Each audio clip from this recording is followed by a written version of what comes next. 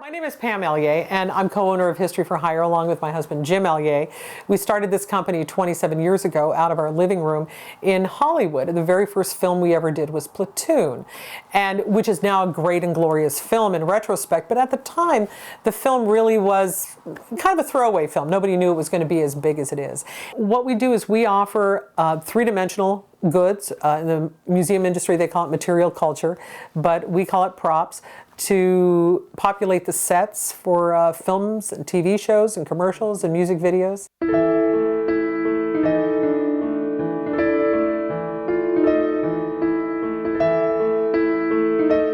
We did Platoon. We had shipped all the items to the Philippines, and we had several e-containers. And an e-container is a very big container. It's 4 feet by 2 feet by 2 feet. Coming back from the Philippines, and it couldn't come to our apartment building because our neighbors had been really quite good enough. So we needed to get a storefront, and so it moved into a storefront. And he started working there full time along with his brother. And I kept my full-time job so that we would have money for rent and food and things like that. Well, our company has one facility in North Hollywood that's 33,000 square feet. And Jim likes to say that it's full of antiquated technology, which it really is. Over the years, we were able to just kind of, the company could support us, and so now we've been doing this for quite a long time, and we love it. You know, we plan to go out doing this, and we have no plans to retire. The way we organize ourselves is we don't break up things by time period here. So it wouldn't be like you would walk down the 1920s aisle or the 1930s aisle, because if you think about it, when we go through our own homes, you might have something that belonged to your great-grandparents from the teens. You might have something that belonged to your mother from the 50s. You could have something that belonged to a great-aunt from the 40s.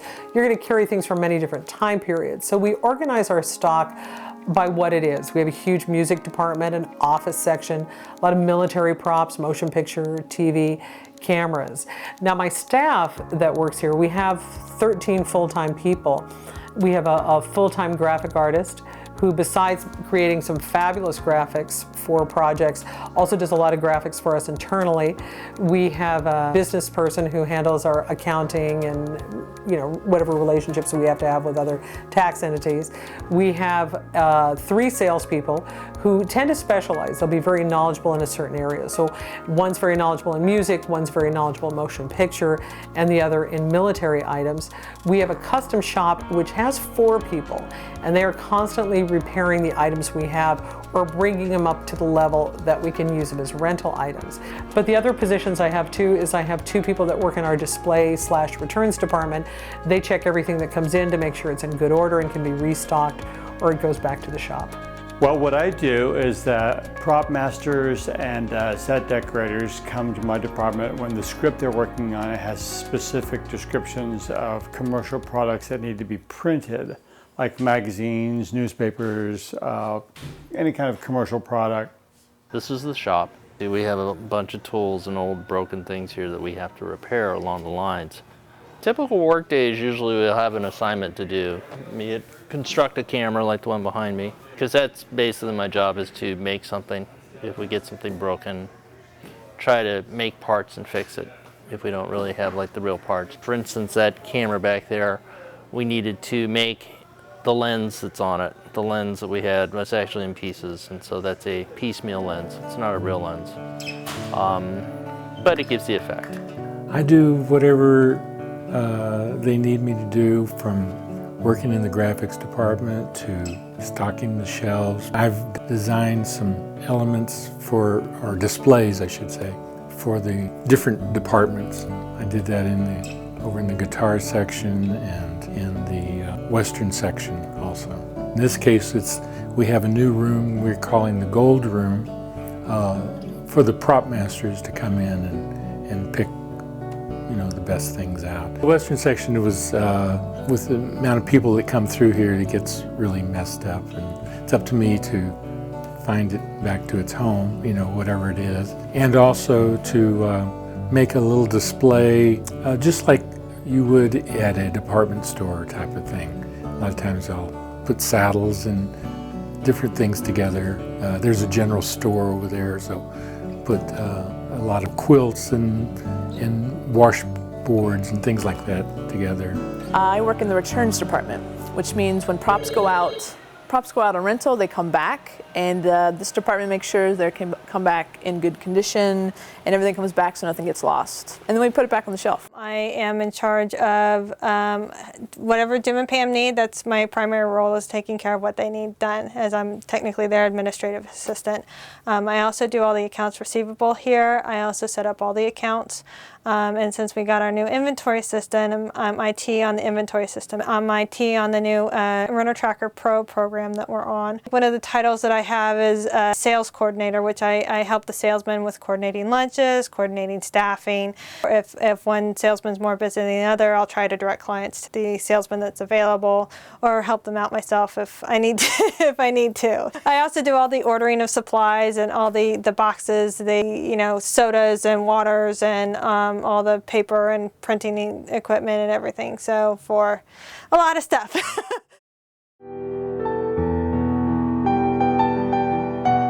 I remember the very moment I knew I wanted to have a career in the entertainment industry, and it was when I went to the premiere of Star Wars. Star Wars, when it came out, it was shopped all over town, and then finally Fox picked it up. It was not going to be a big deal film. It was not going to be great.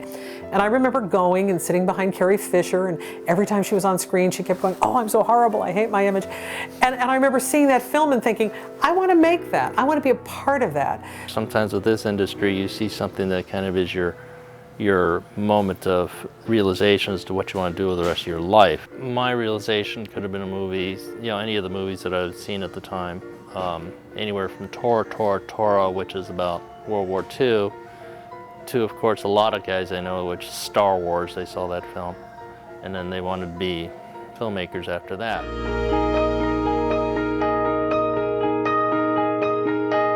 I actually started out my career wanting to be an industrial designer, but it didn't work out very well. And so then I became an illustrator, and then very soon after that I became a graphic artist for television. As I worked through various companies and networks, I wound up having to make props periodically. And that was always a lot of fun because there was a lot of thinking into, well, how do I make this do what the script says or what the director wants it to do?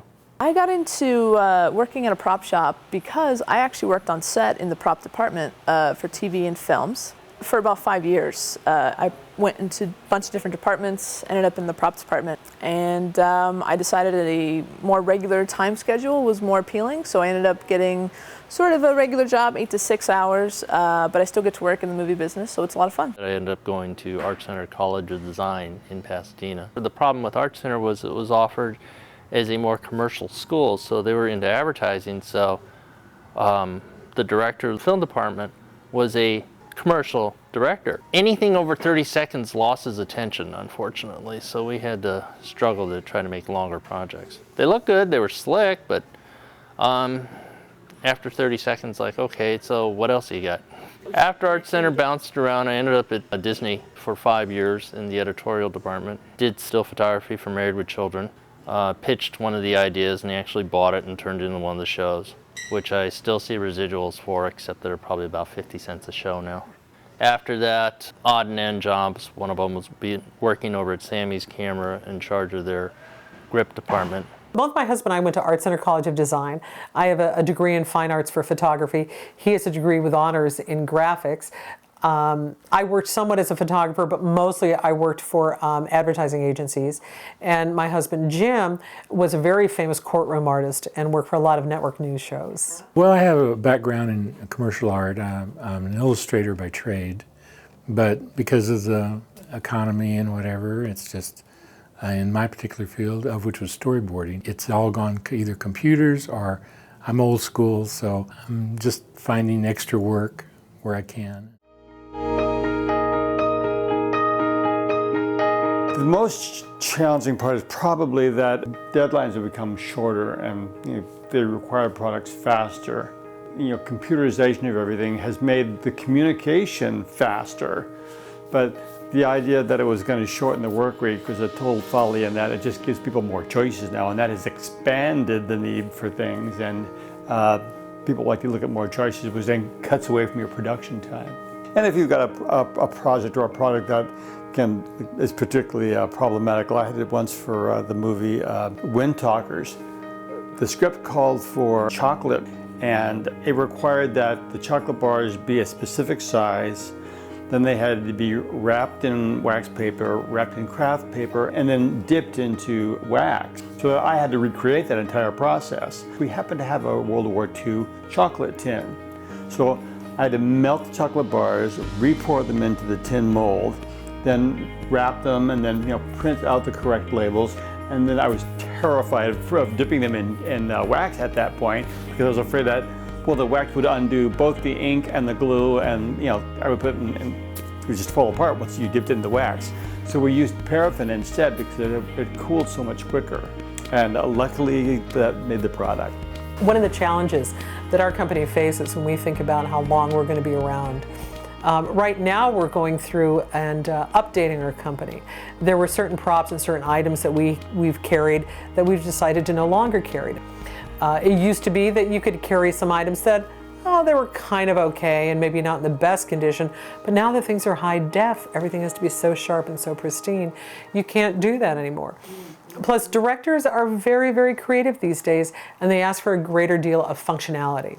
They don't want to see a typewriter, they want to see a typewriter that works. Another challenge that we have is we run a lot of antiquated technology that used to be powered by technology that no longer exists. When you see the movie Argo, you'll see a lot of teletype machines. These are machines that would be in a newsroom or be in an embassy that would print out on a piece of paper, hey, this is what's going on out in the world. Well, those were powered by probably analog signal from the phone company. Well, you can't do that anymore to run these things, so they have to be programmed so they can be run by computers. When we worked on Lincoln with Spielberg, what we had to do with him is, even though there was technology from the late 1800s, it had to be powered by laptops and software. So you have to find ways to integrate these two kinds of things. When I rent a phone, I have to have a talkback box on it, so even though it's an old phone, somebody can call it up with a cell phone and they can actually be talking to the person on the other end. A good example is in the movie The Master. There's a scene where Joaquin Phoenix is talking to Philip Seymour Hoffman in the movie. In reality, Joaquin Phoenix was in LA, but Philip Seymour Hoffman was in New York.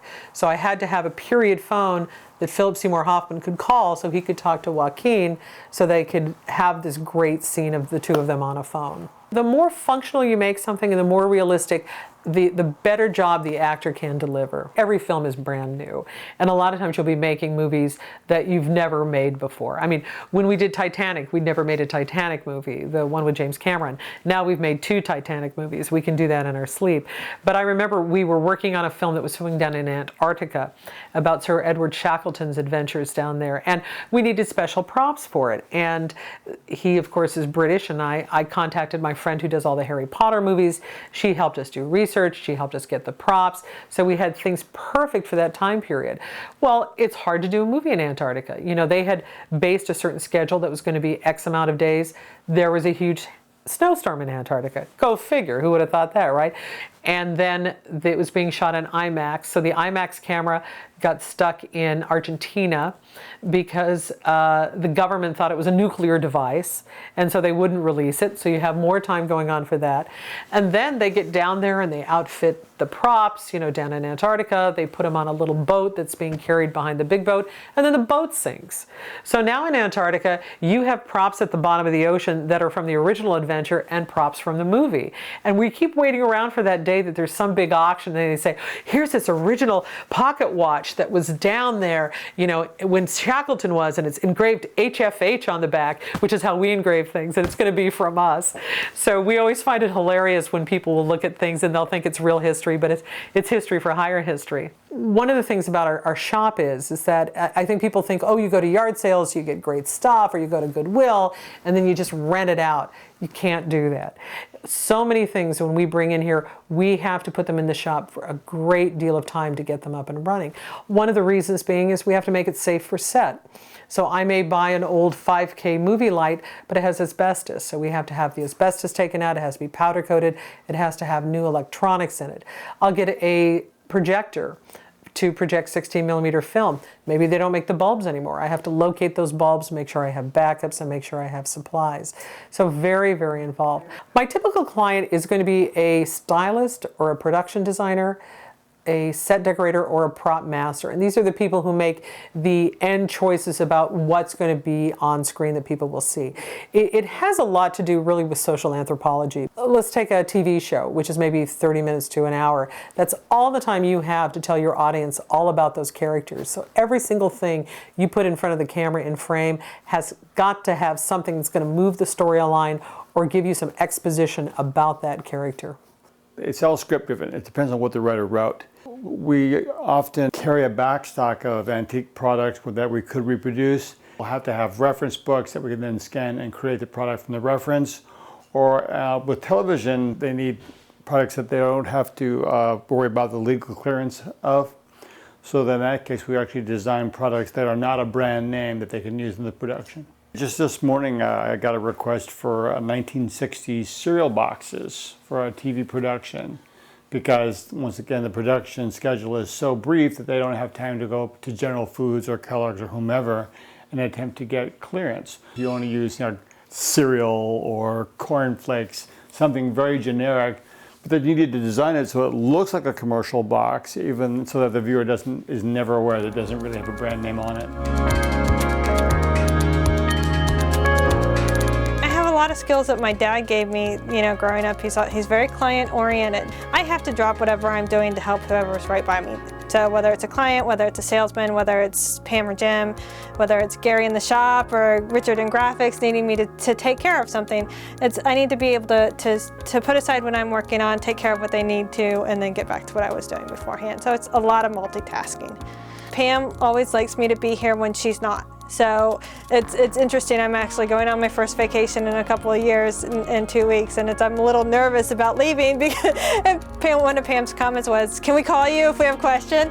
And you know what? I know so much about what's going on, whether it's the rental tracker or anything else, QuickBooks or whatever. I have no problem with them calling me, even if I'm on vacation, because yeah, I know it. So I can say, oh yeah, just click on this button, then click on that button, and then you're good to go. John just came back from vacation, but while he was gone, I was helping some of his clients, and I'm trying to get my work done, which is the invoicing. Invoicing, I try to have it done before 10 o'clock in the morning. It's almost 3 o'clock, and it's not done yet. It's hard to get through some of the salesmen's head that my job is important. I know, yes, they're selling the product right now, but if I don't get the money in, we don't have a product to sell. If someone was going to pursue a career in props or the prop department or prop house, you just really got to love stuff and maybe get a PA job, work on set, kind of figure out where you want to go. But if props is it, then go to a prop house. Ask them if they can show you around or what it is they do. If you're good with your hands, a place like here would actually be good because you're doing a lot of stuff with your hands, which is something that doesn't seem to be around too often anymore. But if they like working with their hands and have some skills in maybe electrical or woodworking, that sort of thing, this is a good place to work. A lot of computer skills, because that's one thing I learned really fast is computer. Another thing is I'm pretty good at math. I have a really freaky memory. And then just, personality skills, being able to deal with other people. Part of mine, I got that was I was a juvenile probation officer for 3 years. So I had to deal with a lot of angry people. I mean, I used to joke that I got yelled at for a living, but I got yelled at for a living. There's a lot of demanding personalities that you find.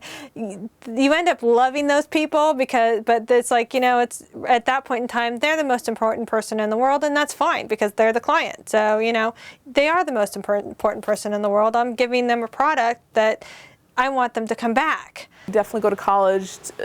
I went through a video production program in my college. So helpful because you actually get to work with professional equipment that you're going to be working with on set. Makes you look really smart when you show up on set.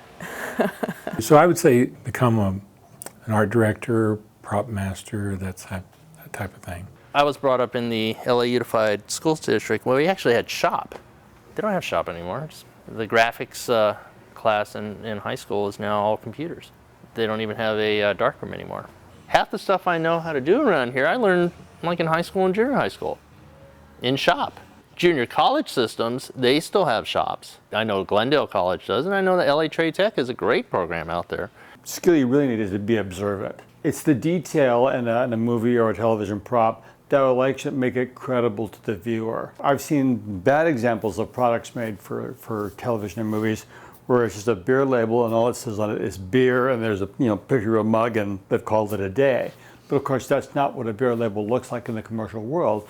So that if you're using that kind of a product in a film or a television project, it's going to actually take away from the credibility of the scene, because everybody knows that that's not what beer labels look like. You have to do a lot of thinking on your feet with this stuff, because we can only go so far with the amount of machinery we have here. A lot of the stuff we have to do is hand-built, and everybody here in the shop has the artisan mentality. So in other words, you start a project and you finish it. You go all the way through to the end. This is not an assembly line situation here at History for Hire. A lot of this stuff is not computerized. You have to custom make things hands-on. So you have to do it manually to make parts fit. Particularly doing three-dimensional products, you have to have some kind of spatial abilities. If you wanted to do what I do, which is vintage products, then you need to really familiarize yourself by going through old magazines, and don't use other films as your reference, because you don't know what their requirements were on how to write in the film in that way. You need to look at real period reference, and pay attention. It's a lot of tinkering, if you will. If you have a guy who likes to make models, even though models aren't what they used to be, that's a stepping stone for something like this. Some guy who knows how to use a sewing machine, that would help. If they like making leather belts, or found themselves getting into leather crafting, something like that's good, because you're having to deal with stuff like old saddles and belts. Know the difference between a Phillips screwdriver and a straight screwdriver, and know what they do. Also know how to use a saw. They're basic enough skills. I actually had my own studio for 10 years, and I actually did commercial design. So I would do products and brochures and catalogs and posters, so that I know that it should have a barcode on it, or that it should have a zip code, or the address of the manufacturer, or instructions. Where a lot of the people that are working in the field have never worked on the outside, so they're not as aware of what requirements a product really has in its design of its packaging. One of the job skills that I'm looking for in people is their ability to do quality research. I think nowadays so many people feel that you can look it up on the internet and whatever Wikipedia tells you will be correct. It's a good source, but it's not the only source. What we try to do here is, if we're researching something, to get the information from at least 3 different sources. I'm going to want to see it in a book, I'm going to want to see it in a magazine, I'll maybe want to see it in a documentary, maybe see it on the internet. So the time you spent up front doing research will pay back so much in production. A good case is a current movie we're working on called Saving Mr. Banks. And it is the story of Walt Disney, who's played by Tom Hanks, and P.L. Travers, who's played by Emma Thompson. P.L. Travers is the woman who wrote Mary Poppins. And she did not get along well with Walt Disney. She was a very kind of contentious person. And the reason she was so contentious was because of growing up the way she did in Australia in 1906. Now, I could have just gone on the internet, typed in 1906 Australia, and gotten printouts. And that's what one of the researchers did. But then we thought, you know what? It's not just about the photographs you get. You have to learn the culture. So we then hired 2 people who are Australian, one who worked for the National Trust in Australia. And I would give her assignments. It's like, show me what refrigerators are. And don't just show me a picture. Tell me why they're that way. So we see where P.L. Travers grows up in Elora in 1906. They had no electricity. So they're going to have a different kind of refrigerator. The other woman we hired was a prop master down there. And I said, I have a fair in 1906. Find out all about it. She could go down there. She could find out she found the newspaper article about the actual fair, and these were all the things there. So we go, okay, well, let's look at all these home goods they're doing. Let's look about sheep shearing. Let's look about what are the games they would play. What would be their competitions? So now we have this really lush picture of what should be there. And when somebody watches this film and they go, wow, where did they film that in Australia? They didn't. They filmed it in Simi Valley. Because what they're going to see is our research. We didn't just get the right item, we used it as it should have been culturally correctly used. I would say most of the design work is on the computer. The main program I use is Photoshop.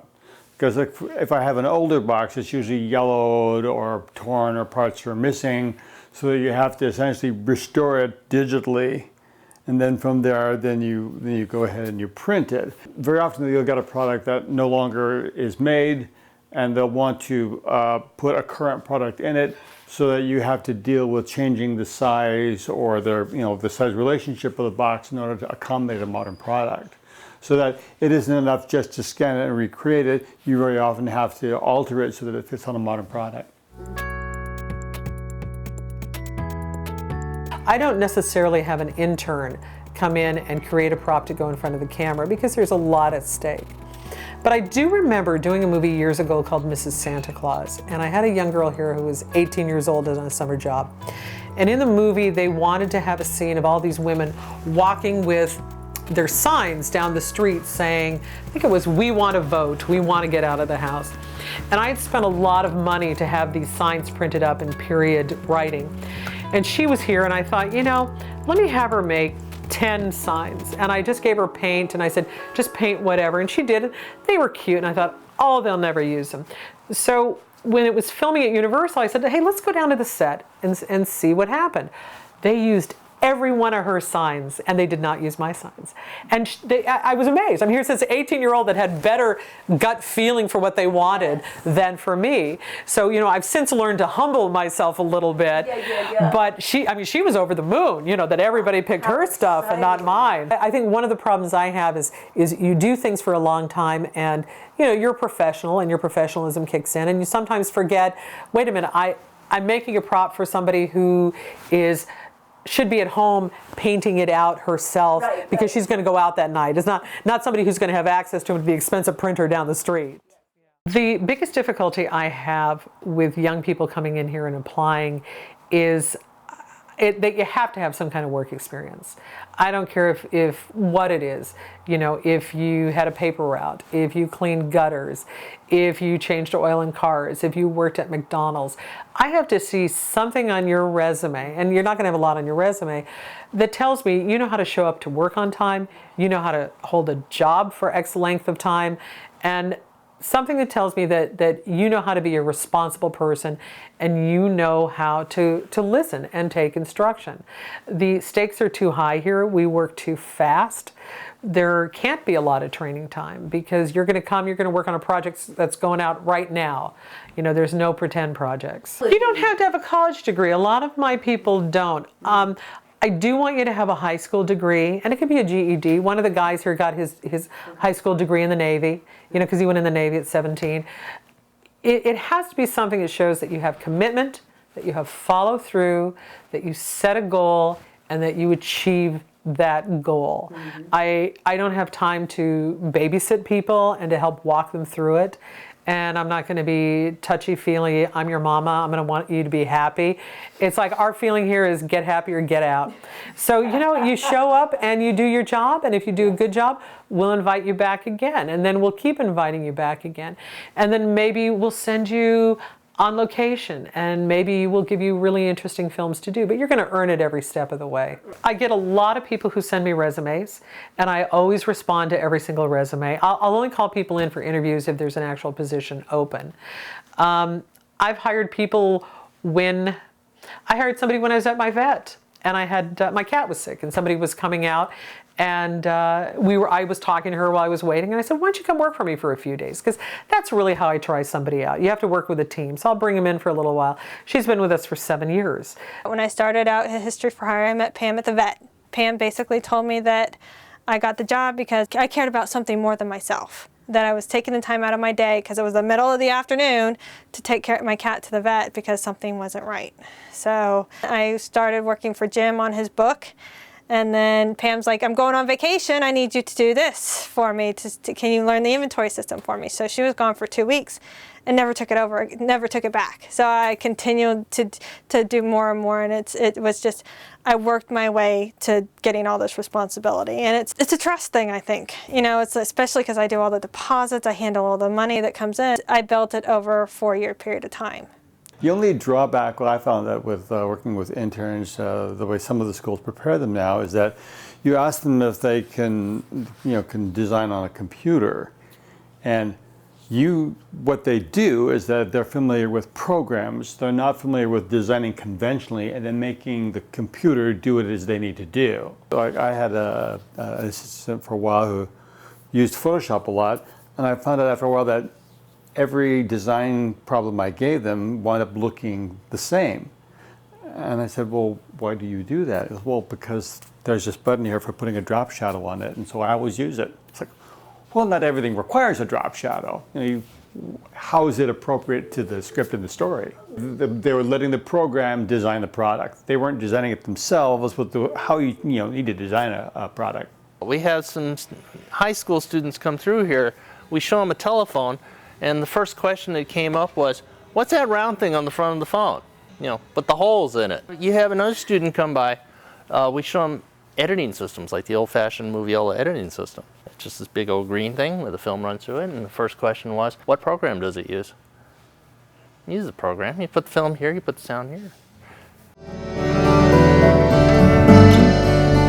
What I love most about what I do here is seeing the props that we work with on TV or in movies, stuff that we handle every day on the big screen. That's really always, it never gets old. I don't know, I guess it's that satisfaction when you're sitting there in a darkened movie theater, you look up at the screen, I know who built that.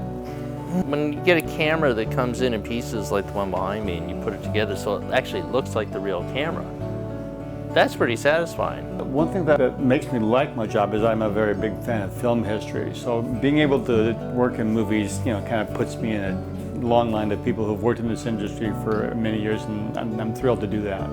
Working with some of the clients is a lot of fun. I mean, we have a client right now who's doing American Horror Stories, and he comes in and he's just a joy to work with. I know this sounds funny, but I actually like paperwork, and if you see my desk, it's littered with paperwork. That's all it is. So doing some of the data entry and some of the paperwork can sometimes be frustrating, but sometimes it's like, okay, I need to get my mindset right and do that. The new invoicing inventory system is as hard as it was before, but it's not as time-consuming when I go to do additional rental because the computer's already figured out. I don't have to figure it out anymore. I like the combination of being able to do the research to see what commercial products look like. I like being able to recreate them on the computer. And then I like actual building them so that you hand somebody something that's a reproduction of a product that no longer exists. I'm always doing something different. I'm not just sitting at a desk. And I get to meet some of the clients and guide them to where they need to find something. The displays may give them other ideas. Say, oh, I was coming for one thing, but now that I see this, I'm interested in something else. It feels like home here. I get to work in the shop and help build things, and I don't know, it's just very creative. Really one of the most exciting things about the kind of business we're in is that people will come to us with projects and they all have the potential of hitting a home run. Last year we were very fortunate to work on a little film. It was a little film at the time called The Artist, and it was a production company from France who came here who wanted to film in Hollywood. And they came in, the producer was here, and the director, and the DP, and we looked at all camera equipment, and they kept saying, oh, it's a small film, art house film. And then it becomes hugely famous, and everybody loves it, and it's just this great and glorious piece. So, you can never dismiss any project and say that it's going to be a big hit or that it isn't going to be a big hit.